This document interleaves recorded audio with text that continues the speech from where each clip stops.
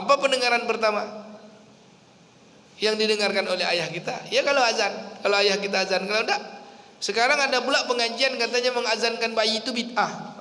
Ini kan ada ya, serius. Katanya mengazankan bayi baru lahir itu tidak ada syariatnya, hadisnya dhaif.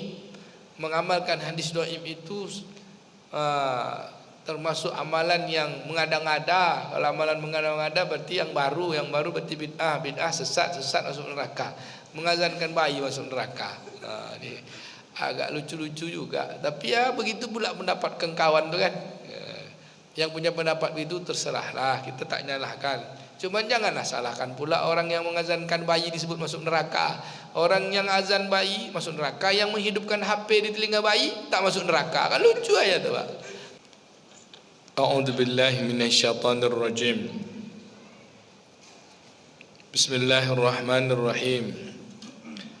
Assalamualaikum warahmatullahi wabarakatuh. Apa kabar Bapak Ibu semua, sehat? Alhamdulillahirabbil alamin.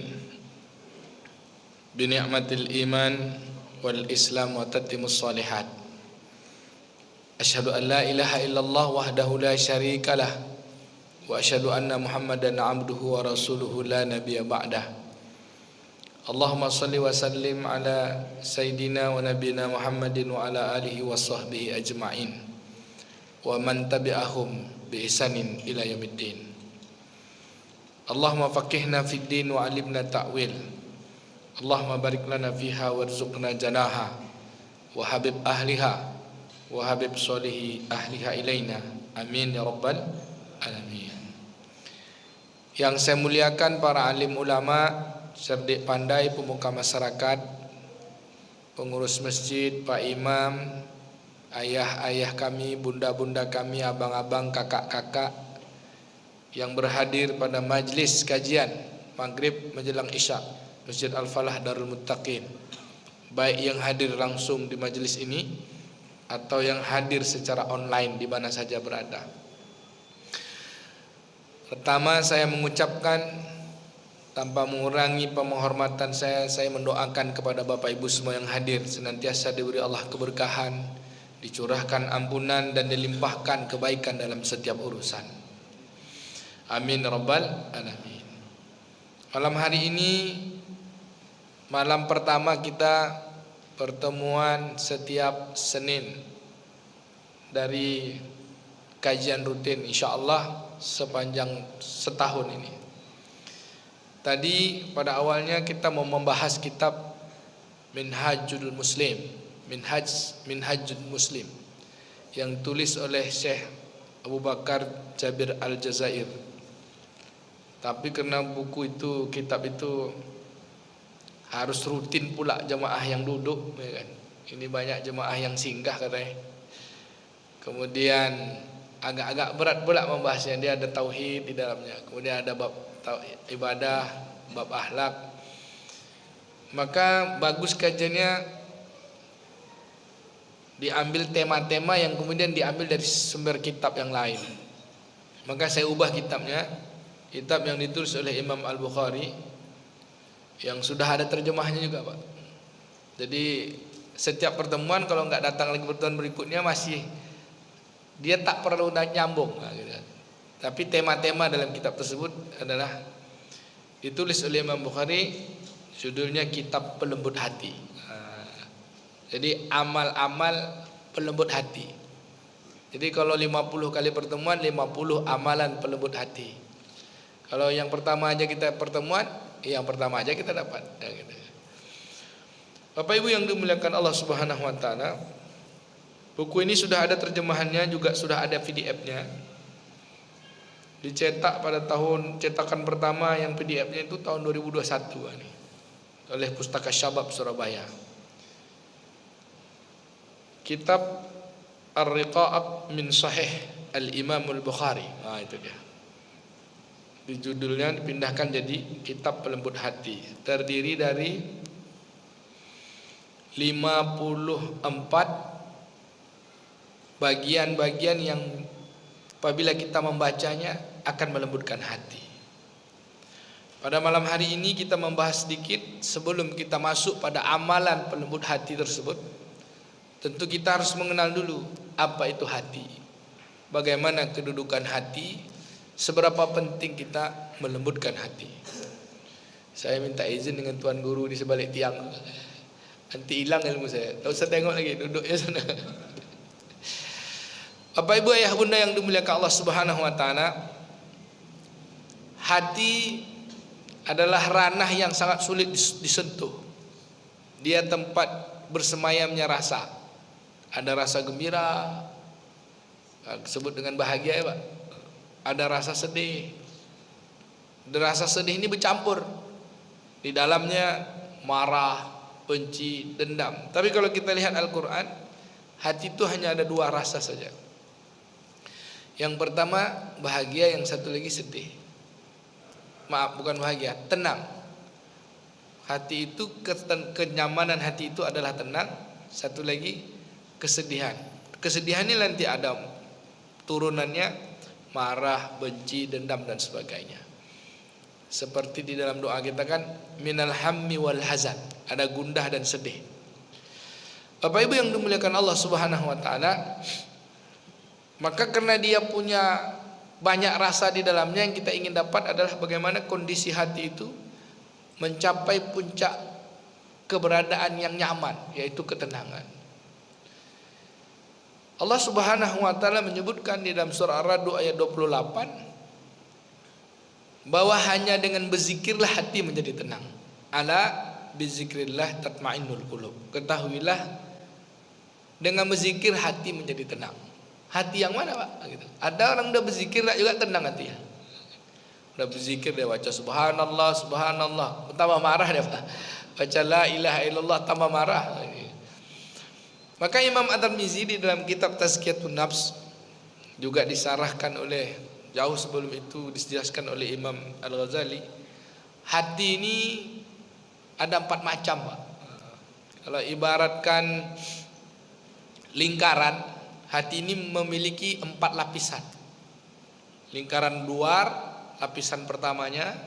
Lingkaran kedua, lapisan keduanya. Lingkaran tengahnya, kemudian ada titik dari lingkaran itu. Kalau kita lihat jam atau kipas angin tersebut, nah itu ada kipas angin. Lingkaran terluar, lingkaran dalam, lingkaran ketiga, lingkaran terakhir. Menjadi bagian dari inti dari keberadaan hati. Jadi lapisan 1, lapisan 2, lapisan 3. Dan itu semua ada di dalam Al-Quran. Dan lapisan-lapisan itulah yang menentukan seorang mampu mengkondisikan perasaannya. Maka seperti apa itu hati? Untuk diperhatikan sebelum kita membahas lapisannya. Hati inilah tempat dari segala kebaikan juga segala keburukan. Yang diriwayatkan oleh Nu'aimin bin Bashir dari Imam Muslim rahimahumullah. Hadis ini dari Nu'aimin bin Bashir radhiyallahu an, diriwayatkan Imam Muslim bahwa Rasulullah sallallahu alaihi wasallam bersabda. Apa kata Nabi? Ala inna fi jasadil mudghah. Ketahuilah sesungguhnya di dalam jasad itu. Inna fi jasadil mudghah. Sesungguhnya pada jasad itu ada segumpal daging. Mudghah Pak ya. Wa iza suluhat jasadu kulluh. Kalau dia baik, maka baiklah seluruh jasadnya. Wa iza fasadat jasadu kulluh. Kalau dia rusak, jahat, fasad ini lebih kepada rusak nih, maka rusaklah seluruh jasadnya. Ala kata Nabi, wahyal qalbi. Ketahuilah itu dialah hati. Bahkan Nabi di sini tidak menggunakan isim muannas, Pak. Tidak menggunakan isim muzakkar, tapi menggunakan isim muannas. Nabi mengatakan hiya, bukan huwa. Kan ala wahyal qalbi, kan ketahuilah dia adalah hati. Itulah dia hati. Kalau Nabi katakan ala wahwal qalbi, kan satu aja, satu jenis saja hati. Jadi antara muzakkar dengan muannas ini kan menjelaskan berarti ketika disebut hiya berarti dia macam-macam di dalamnya. Bapak Ibu yang dimuliakan Allah Subhanahu wa taala, itulah hati, penentu segala kebaikan seseorang. Kalau dia baik, baik, kalau dia rusak, rusak. Lalu bagaimana kita mampu melihat hati tersebut? maka setidaknya kita memahami lapisan-lapisan hati itu terdiri dari 4 lapisan. Yang pertama, lapisan terluar. Karakteristik lapisan terluar ini namanya beda dari hati itu sendiri. Kemudian dia memiliki karakter yang tersendiri pula dari sifat lapisan tersebut. Disebutkan oleh Imam Al-Ghazali, lapisan terluar itu disebut dengan sodri.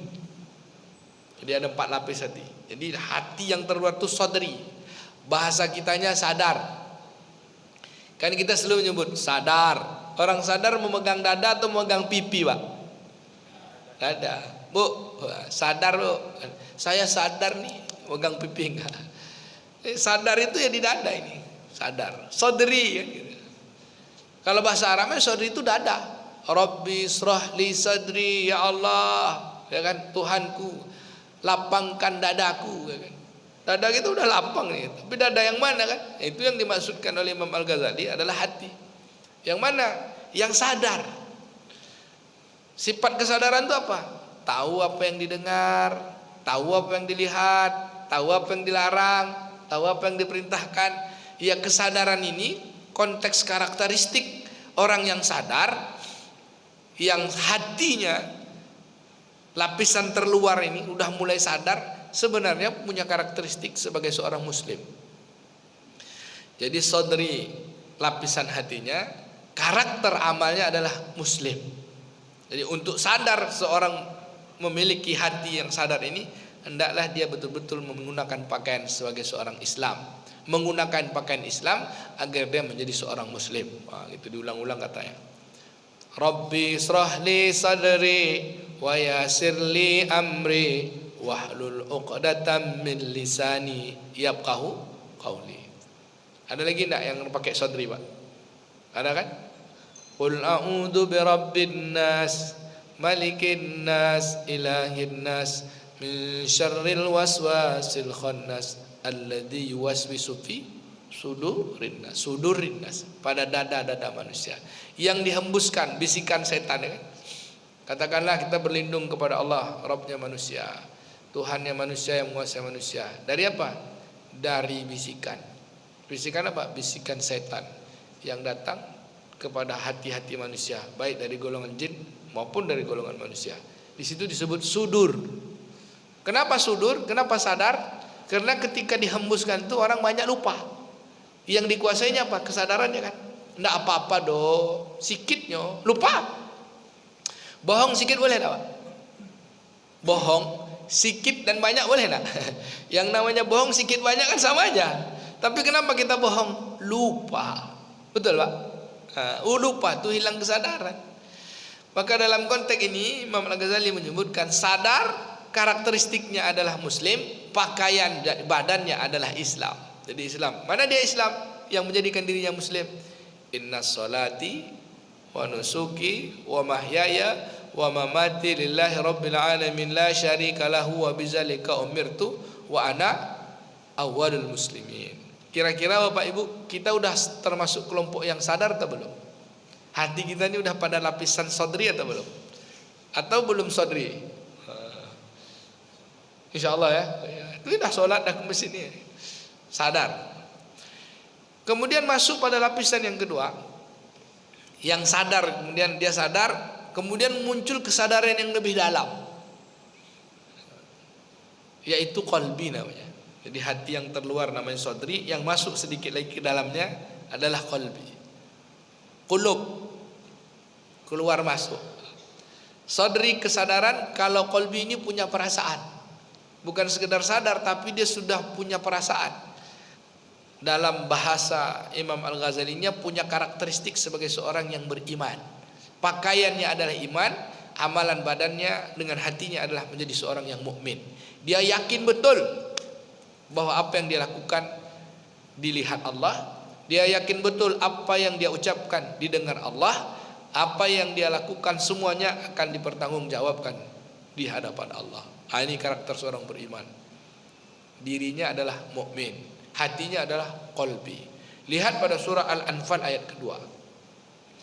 A'udzu billahi minasyaitonir rajim. Bismillahirrahmanirrahim. Innamal mu'minuna alladzina na idza dzukirallahu wajilat qulubuhum. Ya kan itu kan?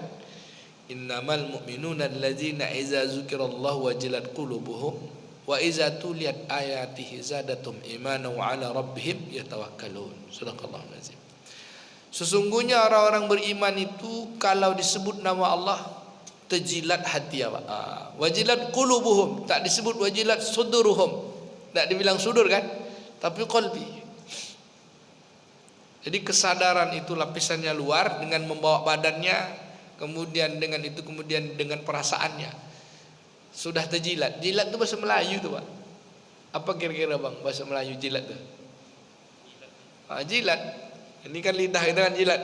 Kan sentuh, itu kan diterjemahkan akhirnya wajilat qulubuhum. Akhirnya tersentuhlah hati-hati mereka, bergetar. Kira-kira udah bergetar belum hati kita kalau disebut nama Allah? Bu, bergetar belum, Bu? Insyaallah ya. Jawab aja lah insyaallah. Mana buktinya? Ayaras shalah. Tinggal semua urusan, pergi salat. Bergetar hati kita, itu tanda kita bergetar. Membesarkan, mengagungkan Allah. Apabila dibaca ayat-ayat Allah bertambah yakin kita, bertambah iman kita. Wah, ini dia karakter orang yang beriman dalam pakaian badannya menjadikan dirinya seorang mukmin. Jadi kalau kita bahas juga sedikit masukkan kitab saya yang ditulis oleh Syekh Abu Bakar Jabir Al-Jazair itu, antara iman dan Islam itu dia pakaian. Setelah kita pakai dalam badan kita baru dia menjadi mukmin dan muslim dan mukmin. Jadi pakaiannya ini pakailah Islam nih, jadilah kita muslim. Ini pakailah iman nih, jadilah kita mukmin. Kalau enggak kita pakai ya enggak apa-apa. Tidak menjadikan kita mukmin dan muslim. Ketika kita memakainya dengan pakaian hati kita, iman itu, maka menjadikan kita mukmin. Karakter hatinya adalah memiliki karakter sifat pada lapisan yang kedua itu qalbi. Nama hatinya qalbi ya. Jadi sadri qalbi. Disebut nama Allah bergetar hatinya, dibacakan ayat-ayat Allah bertambah imannya. Udah masuk belum kita, Pak? Karakter yang nomor 2 ini. Kita tahu karakter dulu, nanti supaya dia dapatkan itu itulah dia 50 amalan yang nak kita amalkan, 54 amalan yang ditulis oleh Imam Al-Ghazali rahimahullah. Yang ketiga, lapisan hati yang ketiga disebut dengan fuad. Yang pertama tadi apa? Sadri. Yang kedua qalbi. Yang ketiga fuadi. Ada orang namanya Fuad Muklis, mantap betul tuh. Sudahlah Fuad Muklis pula lagi. Fuad itu apa? Hati yang lurus, hati yang tak mau bikin kesalahan, Pak. Hati fitrah dari keberadaan manusia sejak awal diciptakan itu adalah fuad. Dalam bahasa isim muannasnya jamaknya itu afidah. Allah katakan kita punya hati, yaitu punya perasaan. Kalau tadi sadar menjadikan dirinya muslim, kemudian qalbi menjadikan dirinya mukmin, kemudian yang ketiga ini fuadi menjadikan dirinya muhsin. Lurus. Muhsin itu apa? Tingkat kesadarannya jauh lebih dalam ketimbang sekedar dia hanya mengetahui Allah mendengar, melihat dari apa yang dia lakukan. Tapi tidak itu, dia sudah betul-betul merasakan bahwa keberadaannya ini seperti mana yang disebut di dalam hadis Nabi, ihsan, menjadikan dirinya muhsin. Apa mereka? Anta'budallah ka'annaka tarahu fa illam takun tarahu fa innallaha yaraka. Sembahlah Allah Ta'ala seolah-olah engkau melihat Allah.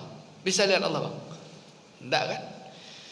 Fa illam takun tarahu, kalau kamu tak bisa lihat, fa innallaha yaraka, sesungguhnya Allah melihat kamu gitu. Maka keberadaan dirinya tuh dia yakin betul Allah melihatnya. Bukan dia melihat Allah, ini aku udah lihat nih, sehingga betul-betul terjaga. Ini orang yang memiliki hati yang lurus. Fuadi. Ada Pak Fuad sini, Pak. Jadi kalau ada Pak Fuad bengkok juga, tukar namanya, Pak. Namanya Fuad tapi suka bohong, tukar usah lagi. Fuad. Mana ayatnya juga kita lihat dalam Al-Quran pada surah As-Sajdah ayat ke-9. Ya Allah Subhanahu wa taala katakan summa sawwahu wa nafakha fihi min ruh wa ja'ala lakumus sam'a wal absar wal afidah qalilan ma tashkurun. Kemudian kami tiupkan kepada jasad manusia itu ruh, Dengan ruh tu kamu bisa mendengar. Terdengarlah fungsi kan, fungsi pendengaran. Wa ja'ala lakumus sam'a, jadilah kamu bisa mendengar. Bukan punya telinga aja, pendengaran. Wal absar, kamu punya penglihatan. Bukan mata. Kalau telinga uznun bahasa Arabnya. Kalau mata ainun. Tapi Allah sebut di sini sam'a wal absar atau sami'un wal basirun. Berarti sifat dari ruhani itu yang Allah tiupkan, yang kemudian menghadirkan ketika telinga mampu mendengar, ketika mata sudah bisa melihat, maka Allah Subhanahu wa taala hidupkan fungsi hati kita, yaitu afidah. Kalau telinga bisa mendengar, mata bisa melihat, harusnya hati punya perasaan. Tapi sikit cuma yang punya perasaan tuh. Qalilan ma tashkurun, tak banyak orang yang bersyukur. Nah, gitu. Udah dikasih telinga bisa mendengar, peka juga. Udah dikasih mata bisa melihat, buta juga. Bini orang kata dia bini dia. Na'udzubillah, ya kan? Yang halal kata dia haram. Nah, ini enggak usah masuk baper lah, Pak. Itu kan contoh kan. Hayya 'alas shalah. Tak dengar dia. Tapi kalau bilang piti masuk, tak disebut dengar dia, Pak. Ini telinga yang tak mampu mendengar, mata tak mampu melihat. Tidak fuad namanya, tidak orang yang lurus. Tapi ketika telinga mampu mendengar dengan baik, mata mampu melihat dengan baik, itulah sejatinya fungsi asal rohani kita. Afidah, kamu punya perasaan. Agar itu terjaga, kata ulama, jaga pendengaran, jaga penglihatan, insya Allah hati kita akan terjaga. Apa yang terjaga tadi? Perasaan kita untuk senantiasa lurus. Kan yang masuk pada ilmu pengetahuan kita, yang masuk ke otak ke hati kita nih, sejak kita lahir kan kosong semuanya. Masuknya pengetahuan karena didengarkan. Apa pendengaran pertama yang didengarkan oleh ayah kita? Ya kalau azan. Kalau ayah kita azan, kalau enggak. Sekarang ada pula pengajian katanya mengazankan bayi itu bid'ah. Ini kan ada ya, serius. Katanya mengazankan bayi baru lahir itu tidak ada syariatnya, hadisnya doib. Mengamalkan hadis doib itu termasuk amalan yang mengada-ngada. Kalau amalan mengada-ngada berarti yang baru berarti bid'ah, sesat masuk neraka. Mengazankan bayi masuk neraka. Ini agak lucu-lucu juga. Tapi ya begitu pula pendapat kawan tu kan. Yang punya pendapat itu terserahlah, kita tak nyalahkan. Cuman janganlah salahkan pula orang yang mengazankan bayi disebut masuk neraka. Orang yang azan bayi masuk neraka, yang menghidupkan HP di telinga bayi tak masuk neraka. Kan lucu aja tuh, Pak. Ini ada diskusi sama adik-adik kelas tuh. Antum udah azan kan anak antum tadi? Oh, dia bilang itu tak sahih hadisnya, Bang. Dia keluarkan dalil-dalil, jadi bawa kopian Google. Jadi apa tadi? Tidak ada, diam aja. Gitu. Itu bidannya lagi bunyikan musik, bunyi ringtone HP, dibiarkan juga. Telinganya udah masuk bunyi-bunyi yang lain. Padahal kalau kita lihat hadis yang diriwayatkan Ibnu Aisyah radhiyallahu an ketika Hasan dan Husain lahir, Rasulullah sallallahu alaihi wasallam yang mengazankan.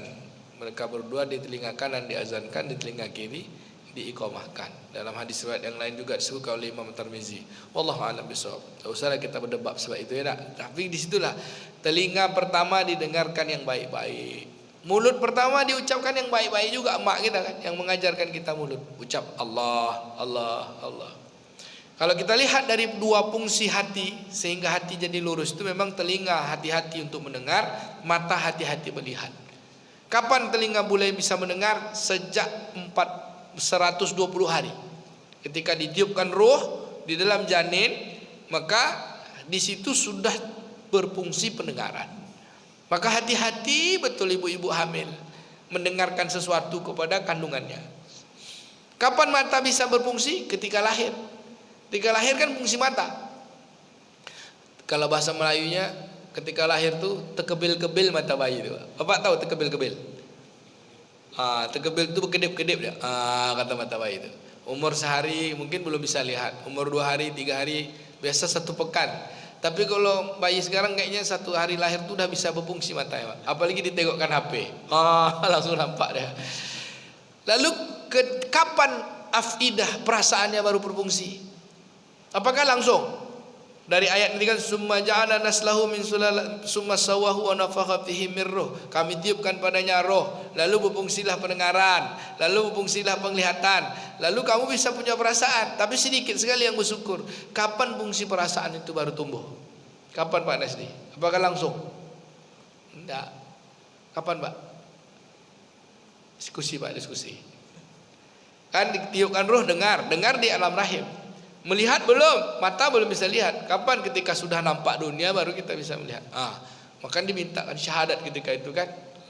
Syahadat mempersaksikan Allah. Kapan fungsi perasaan kita tumbuh? Afidah ini kata ulama, ketika kita balik baru punya perasaan. Sebelum itu kasih bonus abodamen. Jadi selama sebelum balik itu dengarlah apa yang mau kamu dengar, lihatlah apa yang kamu dengar, melihat. Tapi ketika sampai batas baliknya, yang kamu dengar, yang kamu lihat, kalau kamu tak mampu memilah mana yang betul, mana yang salah, itulah dia. Maka balik batasnya. Jadi kalau salah pun menjelang fungsi hati kita sempurna tuh, menjelang, kalau bahasa Imam Al-Ghazali nanti ujung-ujungnya afidah itu masuk kepada akal, mampu membedakan baik dan buruk, tapi hatinya dulu. Jadi menjelang umur kita balik itu semua masuklah semua informasi, lihatlah semua yang dilihat, walaupun salah belum berdosa.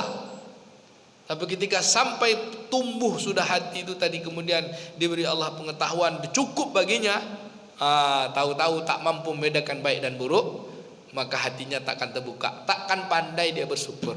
Nanti akan jadi 4 golongan pula yang sebelah kiri. Siapa mereka? Nanti dia jahilun, fasikun, munafikun, kafirun. Itu nantilah kita bahas. Ini kita buka ini dulu. Hati tadi dulu. InsyaAllah kira-kira hati kita udah terbuka belum? Yang punya perasaan belum? Pokoknya saya ditanya yang baik jawab aja insyaAllah. Gitu aja. Bapak Ibu yang dimuliakan Allah Ta'ala, nih dah 3 lapis kan? Lapisan 1 sadri, lapisan kedua qalbi, lapisan ketiga fuadi. Dengan karakter amalnya masing-masing, menjadikan dirinya muslim, menjadikan dirinya mukmin, menjadikan dirinya muhsin. Kalau udah muhsin, terjagalah hatinya lurus betul. Dia ngomong, Allah dengar nih, pasti tak akan bohong. Sampai-sampai misalnya mencoblos pun Pak, kalau dia muhsin, Allah lihat nih, gak mungkin salah coblos ya Pak. Memutuskan sidang MK pun tahu dia. Allah tahu nih, dia kan gitu. Apa yang ada pada putusan ini tahu dia nih. Bukan Indonesia Pak, adalah negara lain. Begitulah tuh. Kalau dia betul pakai hati, gitu. Kalau pakai nafsu, apa terserah dia aja. Yang penting aku dapat. Kalau nafsu pakai hati, mana yang haknya Allah Subhanahu Wa Taala untuk diibadati, karena Allah Subhanahu Wa Taala telah mengasihi kita. Yang keempat, lapisan hati yang paling dalam. Ada orang nyebut lapisan hati yang paling dalam ini namanya nurani. Nurani Pak. Nurani bahasa Indonesia. Sebenarnya diambil dari kata nur aini. Nur itu cahaya, aini kan mata, ya kan? Cahaya mata. Mata yang dimaksud di situ nur aini fil qalbi, cahaya dari mata hati. Cahaya dari mata hati. Maka beruntunglah orang yang punya nur, Pak. Saya beruntung Pak, nur pagi, nur siang, nur malam, nur. Itu sampai rumah nur juga. Karena istri saya namanya Nur Hasanah. Tapi bukan Nur Aini. Nur hati ini, cahaya hati yang paling dalam ini bukan Nur Aini namanya. Itu hanya penjelasan aja, cahaya hati. Nama hati yang memiliki cahaya, melihat segala sesuatu itu dengan kebaikan. Kalau udah cahaya apa maknanya Pak? Terang semua kan? Kenapa kita bisa buat dosa? Karena gelap, tak nampak. Maka hati yang terang itu adalah hati yang cerdas. Cerdas itu bukan di otak, cerdas di sini. Cerdas disebutkan dalam Al-Quran, diterjemahkan ke bahasa kita cerdas. Tapi kalau bahasa Arabnya disebut dengan lub. Lubbi. Hati yang paling dalam itu titik batin, titik mata hati yang paling dalam itu namanya lub. Di dalam lub itulah kata Imam Al-Ghazali ada namanya sir. Apa itu sir Pak? Payah kita kalau ngaji itu kan, tapi kita mau jelaskan aja. Sir itu ya perasaan, lintasan-lintasan yang lintasannya kalau para nabi disebut wahyu, kalau orang-orang beriman disebut hikmah. Hikmah Pak, hasil kontemplasinya. Tapi sirnya datangnya dari firman, dari dari ilham yang Allah ilhamkan kepada mereka. Kalau para nabi disebut dengan wahyu, kalau orang beriman disebut dengan ilham. Yang wujud dari perbuatan itu adalah hikmah dan kebijaksanaan. Bijak betulnya. Orang yang sudah punya perasaan pada titik mata batin yang lebih tadi, yang cerdas itu, ibarat kata pepatah Melayu, jika mereka memutuskan satu masalah, maka masalah yang diputuskan itu ibarat mengambil rambut di dalam tepung. Tepung tak berserak, rambut tidak putus, ya kan? Menyelesaikan masalah. Bijak betul. Dan ketika melihat sesuatu, dia tidak langsung melihat apa yang terlihat, tapi dia melihat sesuatu itu tahu apa yang terlihat di balik yang ternampak itu. Dalam bahasanya, dia tahu yang tersirat di balik yang tersurat. Dia tahu juga yang tersurat di balik yang tersirat. Kalau bahasa Minang apa? Takilek tahunan takalam gitu ya. Takalam tahunan takilek. Kalau bahasa tuan guru kita, takilek ikan diayi tahu jantan batino. Iya tuh ya. Kalau sekarang dah tak ada tahu ikan dalam air itu tak ada lagi yang takilek, karena ikan habis kena tangkap. Bapak Ibu yang dimuliakan Allah, maka disebut dengan lubbi. Jadi sodri, qalbi, fuadi, lubbi. Jamaknya albab. Mana ayatnya? Kita lihat pada surah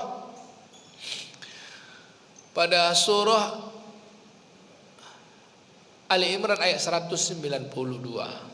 Itu 90 atau 92? 92 ya. A'udzubillahi minasyaitonir rajim. Inna fi khalqis samawati wal ard wa ikhtilafil laili wan nahar li ayatin li ulil albab. Inna fi khalqis samawati wal ard, pada sesungguhnya pada penciptaan langit dan bumi dan pertukaran siang dan malam, itu adalah ayat-ayat tanda-tanda kebesaran kami kata. Ayat tanda-tanda. La ayatil ulil albab, untuk orang-orang yang punya kecerdasan. Ayatil ulil, itu tanda-tanda bagi orang yang cerdas, yang berakal. Tapi kalau di sini tak disebut tidak disebut akal, tapi lub kan? Berarti lub itu apa? Bagian hati, kata Imam Al-Ghazali, disebut bagian hati yang paling dalam, yaitu inti mata hati. Yang disebut nur aini tadi Pak. Tempat adanya lintasan itu hati-hati. Maka kalau kita sebutkan hati-hati kan sesuatu yang baik itu kan.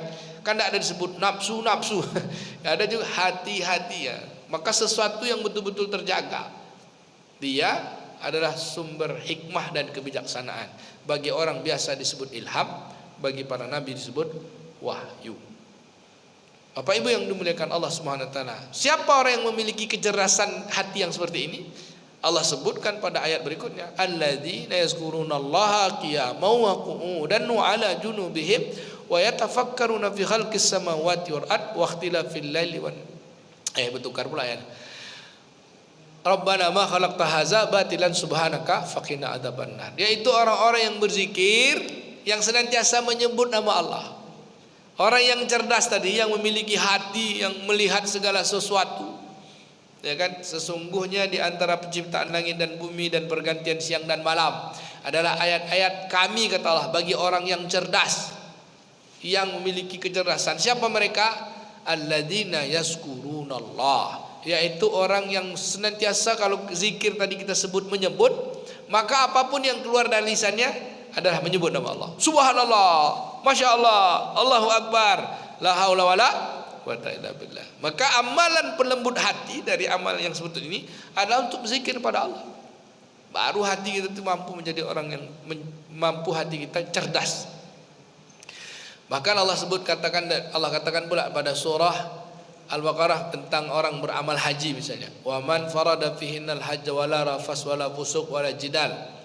Wa man taf'alu min khairi ya'lamullah wa tazawwadu fa inna khairaz zadi taqwa wattaquni ya ulil albab. Dan sahabat itu, apa dia itu?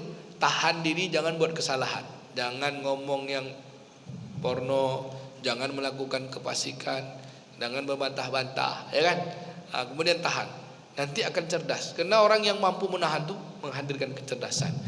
Baik Bapak Ibu yang dimuliakan Allah, sudah kena ketuk ya tadi. Berarti jadwal habis, ya, tidak ada pertanyaan. Pekan depan lah kita lanjutkan ya. Ini pembagian hati ada 4. 1 tadi sodri, yang kedua qalbi, yang kedua, tiga, fuadi, yang keempat, lubbi.